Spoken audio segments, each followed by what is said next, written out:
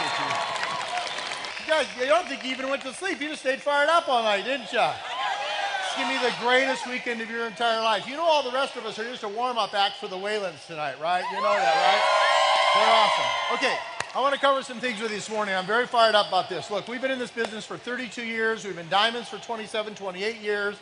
And after all that time, the most important thing we have ever seen is making sure that you know why you're doing this. And it's important as you talk to prospects and new people to make sure they know why they're doing it too. So often we get hung up with the how and the what. And I want to spend time this morning talking about one topic, and it's just the why. Why are you doing it? Why do people do that? There's an amazing revered psychologist named Simon Sinek who wrote a book called Start With Why. And I want to talk about that this morning. I want to talk about what he teaches and how he does this. He talks about the fact that great leaders in the world inspire action. And they don't inspire action by knowing details. They inspire action by sharing with you from the heart about why they're excited. You can see this happening with corporations and companies. You can see Apple Corporation and the amazing things that have happened. I don't really care what kind of phone you like, or if you like Apple or Microsoft, or you like Samsung or whatever. You got to acknowledge that Apple has changed the world. It's unbelievable what they've done. You know that. We look at music in a way we've never looked at music before. The concept of an iPod, or being able to record your music in iTunes and being able to buy one song at a time. In the old days when we had these great big LPs, you don't even know what I'm talking about, do you? What's an LP?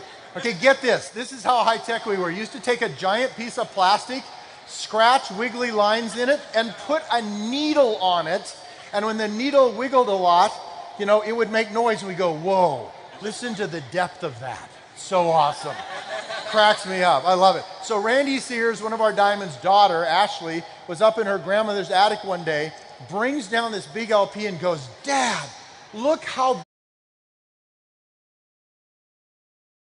CDs used to be. This is huge. Unbelievable. And so we always complained that we used to have to buy a complete album with 15 songs just to get one or two good songs.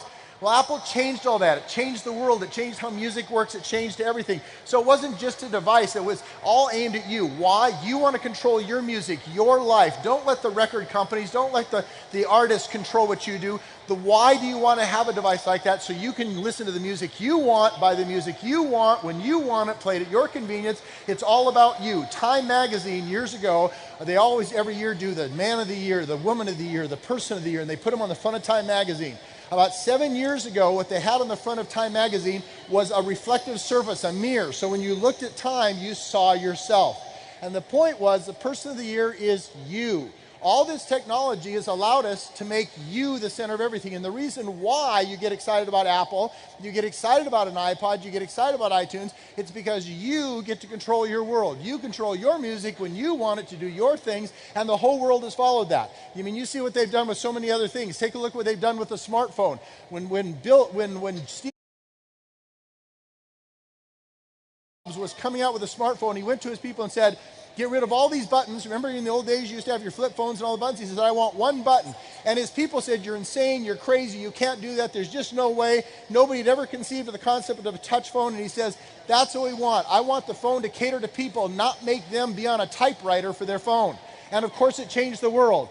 I just love that there's so many competitors out there. Again, you may not like the iPhone, but it all changed the world. Now everybody has a smartphone. Now everybody has a screen. And don't you love when billionaires fight for our attention? Don't you love when Microsoft and Samsung and Nokia, and they're all catering to you? And the reason why these businesses are succeeding, because you're the why, making your life easier, do everything easier. It's not you catering to the device or catering to the technology caters to you. And now you're seeing tablets. For goodness sakes, the goal was, can we make a tablet as helpful and as convenient as a computer? And as of 6 months ago, in the computer world, they're selling more tablets than they're selling computers. So it's changing the whole world and everything that they do. The reason this works is because you and I are more moved, we're more motivated by the why than we are the what and the how. If you think of your brain as 3 concentric circles, the middle of your brain is the why. What's the heart? What drives me? And the outer circles are the how and the what. And so often we ask people, what do you do? Or they try to show you a product and they show you what the product does. You know, they want to show you a computer, so they list all the things that are in the computer, or show you a car and show you all its different statistics and things like that. But what moves people is when they have a why of something like that. And this Simon Sinek defines it as this: your outer cortex, the most recent brain in the history of evolution, the last thing that was developed that makes humans so unbelievable, is the logic of our cortex. Our outer brain, it's kind of like the circle of the middle's the why, then the how, and then the what. And all the what of our life, all the logic, all the rationale, our ability to do language. People say we came from apes and chimpanzees, but they cannot formulate language. All those wonderful things that are in our cortex are allowing us to do that. That's why when we can verbalize, why do you like that car? Why do you like that phone? Why do you like that computer? We can give a list of all the things. And that's how most people try to work. They try to show you the how and go from your outside brain to your inside brain. They show you the what and they show you the how, but a lot of them miss the why. And the why is what gives us our emotion. It's what drives us. It's what gives us our gut feel. And that's why if we're really smart, what we'll do is we'll cater to that. When you're building the business, you want to aim at that why. You want to go to the heart of why those people want it. You see this when you talk to your wife, don't you? But you know what happens is you're logical with your wife. You're laying out all this. You ever had your wife say, well, honey, I can't put it into words, but I just got to tell you it doesn't feel right. Or I feel that we ought to do something different. First of all, men, when your wife says that, trust her. You can call that intuition. Women are more sensitive to the whys of how life works, and men get hung up in the what and the how. And I'm telling you, why is what drives people. It's critically important. And your brain is structured that way. Your outer rational brain is your cortex. Your inner limbic brain doesn't have any language attached to it. It has emotion, passion,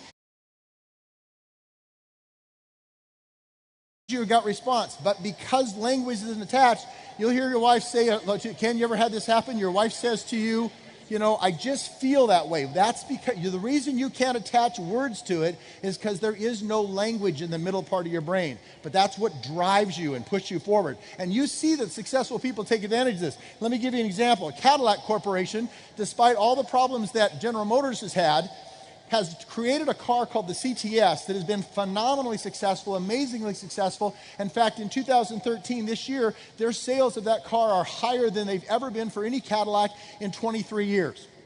And let me tell you why I think that has.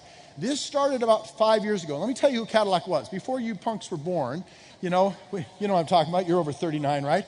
Cadillac was the car. I mean, everybody would say, oh, it's a Cadillac of this, it's a Cadillac of that. It was always the highest quality. Men in their 40s and 50s and 60s who were accomplishing financially, their goal was to drive a Cadillac. It was the ultimate car, right? Nobody drove a BMW. Those were the ugliest cars there ever were back in those days when you were growing up, right? Audis were even uglier, if you can imagine being uglier than a BMW was. And Mercedes-Benz was nothing back then. It didn't have any looks or anything else. Cadillac was the car to have. Well, the problem is Cadillac rested on its laurels and just rested on that concept, and those 40, 50, 60-year-olds became 50, 60, 70, and 60, 70, 80, and started dying off, and so their brand started to die off. And BMW actually designed a car that was halfway good looking, and Audi designed cars that were good looking, and Mercedes, and they emerged, and Cadillac was falling apart. 5 years ago, in 2008, Cadillac hired a 27-year-old girl who was an absolute genius in marketing. They said, we want to hire you to create a whole new market for us with Cadillac. And watch what she did. This is incredible. She says, that's fine, but you're going to pay me and I'm going to leave the company for a year and I'm going to go do research and I'll come back at the end of a year. And she went out and talked to thousands of people who had not bought Cadillacs, but had bought BMWs, Mercedes-Benzes, and Audis, and asked them why. Why did you buy this car? Why did you not buy a Cadillac? And what could Cadillac have changed to have gotten you emotional about buying a Cadillac? She asked them all, and the answers weren't fun. They weren't easy. But the answers weren't, oh, well, their statistics were better there. It wasn't the rational thought. Even though these were men, it wasn't the rational thought of a man, oh, well, it goes from 0 to 60 in this amount of time, and it's got this amount of tread, and it's got this amount. It wasn't any of those things. It's, I like how I feel when I own a BMW. I like the feeling that it gives me to drive a Mercedes-Benz. I like the feel of owning an Audi. And so she came back and said to Cadillac, not only are we changing our advertising, we're changing our whole car. And I don't know if you remember in 2008, but one of the most incredible, iconic ads in the history of America was run by Cadillac in 2008. It featured an actress who had just finished her 30s, was in her early 40s, named Kate Walsh. Sultry-looking redhead, very popular on TV. People knew who she was. And they showed a Cadillac ad, and you just can't believe this was a Cadillac ad because it didn't show an old stodgy guy in a box driving down the street. It showed a fast, exciting car. MTV type of things were boom, boom, boom. They were going back and forth, and they focused in the beginning on Kate's face. And, lights were flashing by. She's driving through a tunnel. It was very MTV-ish kind of thing. And then they focused on the wheels spinning going on. I mean, there was no slow, long picture of a car driving or parking. It was fast. And Kate started having a conversation. And this is really great what she said. The question is, when you turn your car on, does it return the favor? Oh, such a great line. For goodness sakes.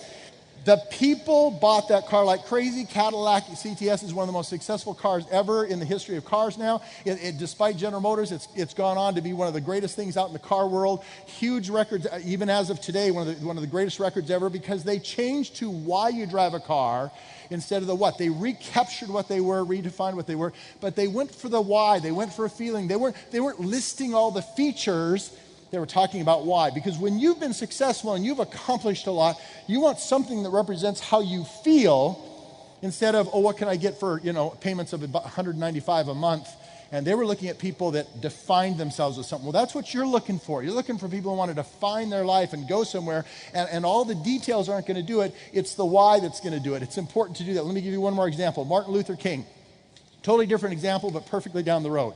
Martin Luther King has inspired generations of people, one of the most iconic figures, influential figures in the history of the world. Why is he influential? He wasn't the world's greatest orator. There were a lot of orators in the world at that time in the 1960s during the Civil Rights action. There were other orators just as great as him. He wasn't the only person in the world that had suffered injustices before the Civil Rights. He wasn't the only black man that had gone through things. What was it about what he did? He had this incredible gift that he shared with you a passion. He shared with you a vision. He shared with you a dream of where he wanted to go. And way back in 1963, the exact date was summer of 1963, 250,000 human beings assembled on the Mall of America in Washington, D.C. to hear him give on the steps of the Lincoln Memorial one of the most impassioned speeches in the history of the world, called the I Have a Dream speech. 250,000 people. Did not have cell phones, did not have websites, didn't get personal invitations, and 250,000 people showed up. How in the world do you inspire 250,000 people to come together in one place in an age where they didn't have it on Facebook and couldn't Twitter it? How do you do that to have that happen? How do you make that kind of thing? No tweets available. How does everybody know? Well, because that leader inspired people who inspired people and inspired people, and they had a network that spread because the message was so passionate. Here's what's important. How many of those people came to Washington, D.C. because of Martin Luther King? And the answer is 0. They came because of themselves. They had a dream that he could change the world. Martin Luther King thought that there were two powers in the world, a higher power and man's power, and that when man's power and man's laws did not line up with the laws of the universe and the laws of a higher power, that there will be injustice in the world. Until man's laws finally matches a higher power's laws, that's the only time we'll finally have justice. And that's something people could get behind, of every race, creed, color in the entire world. 25% of the people in the Washington Mall that day weren't black, they were white. But they had this dream about justice. And by the way, he gave the I Have a Dream speech, not the I Have a Plan speech. When you get these politicians that go, I've got a 12-point plan, I've got a 5-point plan, it's yawn central. It's like, you lost me at hello, how about goodbye? Share with me why you should be president. Share with me why I want to be part of your life. Share with me why I want to be part of your team. Share with me why I should have a dream. Share with me why my life is going to change. You need to change your mindset about how money works. That's the key to it. You need to change your mindset about how you make income, because you don't pursue an income or a job because of how it works or what it is. That's the what and the how. You pursue because of why, because it gives me the life and the dream I have. That concept is about the why. We ask our high school seniors the wrong questions. We ask 18-year-old boys, what do you think you want to do with the rest of your life? What? Not why, how, what. We should ask them, why do you want to go do something? Why do you want to live your life? Tell me your passion in life. No, we say what? We try to put them in a box and define them. You want to be a gardener, you want to be a doctor, you want to be a lawyer, what do you want to do? And you're asking 18-year-old boys what they want to do. They don't know what they want to do. They can't even figure out how their life works, let alone what they want to do with the rest of their life. You're asking an 18-year-old boy, what are you doing? Asking 18-year-old boys this. So they get confused and think they're supposed to pick what they do, and they try to define their life by what they do rather than why they do it. I don't build Amway because I like Amway. Let me tell you, I don't build it because it makes sense. I don't build it because I enjoy the what and the how. I'll tell you why I build it. Because of one woman named Lori Duncan and 2 kids and the chance to be with my friends. That's why I do it. I don't care if it's Amway. I love going to people and doing a second look meeting and find some guy that crossed his arms all night long, and I pick him out afterwards. You know, when his wife's dragging him up there with his potential sponsor, and he's like, man, this is the last place I want to be. And I look at him and go, hey, you were paying attention to me all night long. I said, what do you do for a living? You know, I want to engage them, and you don't know how to win friends and influence people. What's the most important thing to people? I said, what's your name? Oh, my name's Bob. Okay, Bob. And I say Bob 2 or 3 times. So I'm practicing how to win friends and influence people. I ask him what he does. What's the second most important thing in how to win friends and influence people? Show that you're interested in them. Talk about them. So I say, Bob, so what do you do? And Bob starts relaxing his arms because I'm talking about Bob. And I ask Bob, what does he do for a living? I say, Bob, here's a question. I hope you didn't misunderstand me tonight, okay? My loyalty is to my wife, because I'm assuming you love your wife. I love my wife. My loyalty is to my kids and to my friends. But here's my question. What will get me with my kids and with my wife and with my friends the most often? What do? You're a truck driver? Bob, I'll dump this. Should I quit this and be a truck driver like you? Oh, if Bob's a little slow, trust me, his wife is not. And before Bob can even comprehend the words that just crossed his membrane in his ears, his wife goes, oh no, you don't want to do what Bob does. There's no way he's ever going to have the life you do. And I went, Bob, is she right? Yeah, that's true. Because it doesn't matter if he likes I can't picture me doing Amway. It doesn't matter if you can picture it. It doesn't matter if you like it. I don't care if you hate sponsoring. I don't care if you hate running volume. If it gives you the life you want, who cares? You do things because of why it gives you a life, not because of what it functions and how it works. That's what's important. And you need to know that. I've said this since I was an Emerald 29 years ago.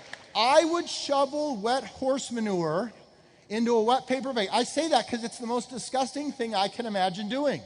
I would take the lowest status, nobody likes it kind of occupation and do it. Listen to me. The why I do it is to have a life. I don't want my status to come from my occupation. I want my status to come from the life I get from my occupation.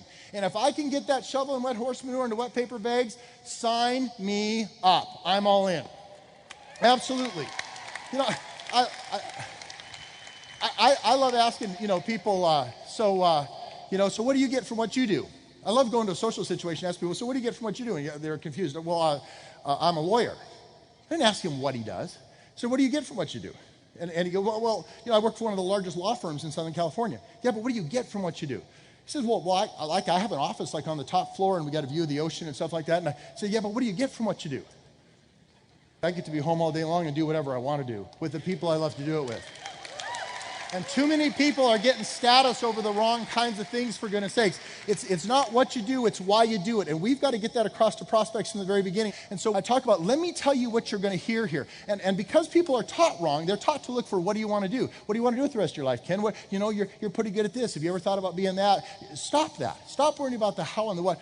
Why do you want to do it? What's the life you picture? Where would you like to be? And that's why you get into a vehicle. Maybe Amway's not your vehicle, but we got to figure out where you want to go first, and then you pick your vehicle. That's what they do wrong. Figure out where you want to go, then we'll find a vehicle to take you there. Do you want to walk or take a bike or a plane? Well, don't you have to know where you're going first? If you're going to that table, I don't recommend you take a plane. That's stupid, right?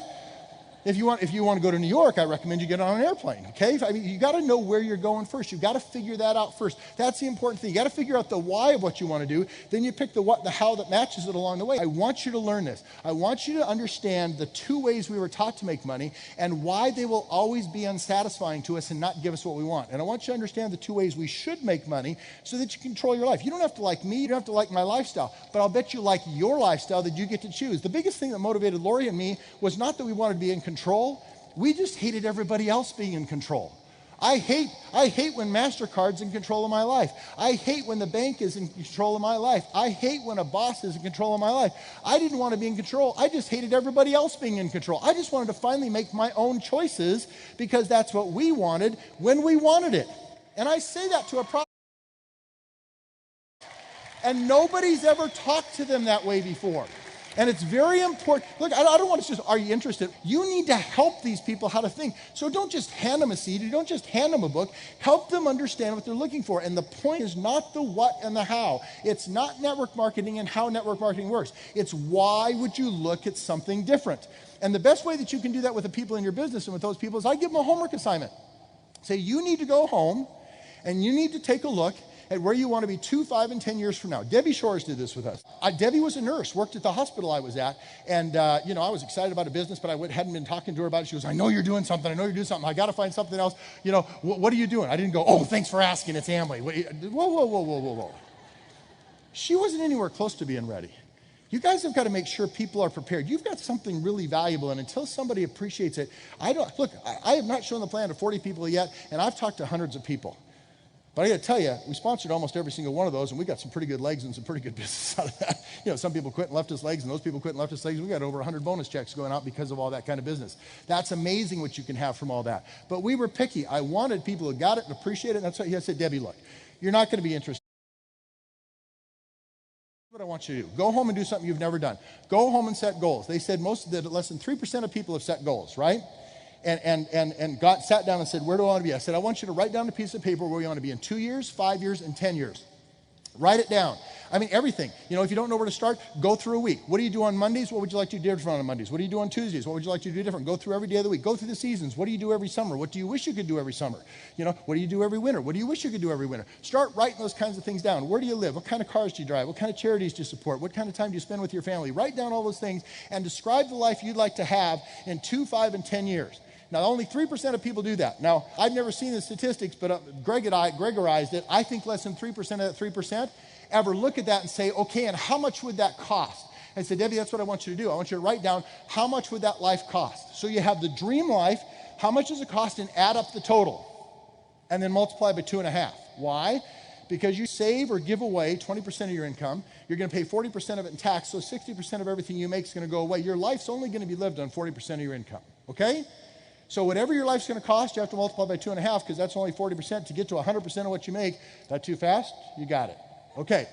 So take your dreams, add them up, multiply by 2.5. I said, Debbie, you're going to get a number. Match that number to what you make now as a nurse. If you make more money as a nurse than you'll ever have to make to have your dreams, then you don't need to change anything. It's stupid to get together with me. That's why I don't think it's worth your time. But if the number for your dreams is bigger, like way bigger than your income as a nurse, one of two things has to happen. You need to stop dreaming these stupid, asinine dreams that will never happen for you, or you need to get serious and change the vehicle on how you make a living. One of those two. Debbie had seen nothing. Debbie knew nothing. She knew how, know what, nothing. She calls me late at night, rude, after people should have been in bed. She calls me and goes, Greg, I did what you said. Oh my gosh, my life is horrible. I'll do anything you've got because I have no choice. That's the why. The how and the what doesn't matter. And that's where we want people. We have taught this for decades. This is so important. Make sure you're teaching people the why. Make sure they understand why they're doing this, what they're looking for, and where they want to go. Guys, most prospects have never been taught how to do that. They've never been taught that, look, don't pick a job that sounds fun. That's a hobby. Well, I enjoy doing this. Great. Get rich and do that as a hobby. You're also going to find out that, whatever you think's cool, it's cool, but it's not cool 8 and 10 hours a day and 5 and 6 days a week. Nothing is that cool, for goodness sake. So treat it as a hobby, and you're going to find out you change hobbies a lot. So go make your living and your lifestyle by something that makes sense. Shoving wet horse manure into wet paper bags, if that's what it takes, and go pursue any dang hobby you want to. You ain't going to stick with one hobby for 40 years, 8 to 10 hours a day, 5 to 6 days a week. You're not going to do it. And that's the whole point. You want to have the ability and the freedom to have the choice. People are not taught how to do that. They don't know how to do that. You need to help these people do something. You have to help them walk through the process of thinking how to look at their life. They need to change their mindset. Stop talking to people who say, man, I really hate my job. Really? There's a need, want, desire. Want to see Amway? Stop. Stop doing that. What you have to offer is too significant. What you have to offer is too awesome. Until those people are properly prepared, you are doing them and you and this business an injustice. Start treating this the way it deserves to be treated. You know, when you do that, what happens is you learn to love this business. That's what motivated me to go into medicine, and then I found out medicine didn't do that. But in this business, people wanted me to know their children. They wanted me to be involved in their lives. They wanted me to help change them. And so what happens is your work becomes your life, becomes your vocation, becomes your mission, becomes your destiny. And now people are confused. Are you working? Are you living? What are you doing? Because the two blend together. Let me end with a quotation from James Misher. This is a great thing about that. This is the art of living. The art of living. The masters in the art of living make little distinction between their work and their play, leaving others to decide whether they're working or they're playing. Come play with us. We love you. The success depicted may reflect income from sources other than Amway, such as earnings from the sale of business support materials or other businesses and investments. While the techniques and approaches suggested here may have worked for others, no one can guarantee they will work for you. We want to make sure and emphasize that success is not achieved in this business without hard work. Worldwide Group is an optional training and support system designed to help build your Amway independent business. Eagle and Double Eagle are Worldwide Dream Builders recognitions and are not part of the IBO compensation plan. The Amway Independent Business Owner Compensation Plan offers monthly and annual bonuses that IBOs can earn in accordance with their contract with Amway. IBOs also may qualify for the Amway Growth Incentives Program, a collection of discretionary programs separate from the IBO compensation plan, which may vary from year to year. IBO eligibility for the GI program is at Amway's discretion. The GI program is available only to IBOs in good standing and those whose conduct demonstrates high ethical and business standards aligned with the goals and objectives of Amway and its related businesses. The average monthly gross income for active IBOs was $207 and 186 Canadian dollars. Approximately 48% of all IBOs in the US and 52% of IBOs in Canada were active. IBOs were considered active in months in 2016 when they attempted to make a retail sale, or presented the Amway IBO compensation plan, or received bonus money, or attended an Amway or IBO meeting. If someone sustained that level of activity every month for a whole year, their annualized gross income would be $2,484 and 2,232 Canadian dollars. Of course, not every IBO chooses to be active every month. Gross income means the amount received from retail sales minus the cost of goods sold, plus monthly bonuses and cash incentives. It excludes all annual bonuses and cash incentives, and all non-cash awards, which may be significant. There may also be significant business expenses, mostly discretionary, that may be greater in relation to income in the first years of operation. There may also be significant business expenses, mostly discretionary,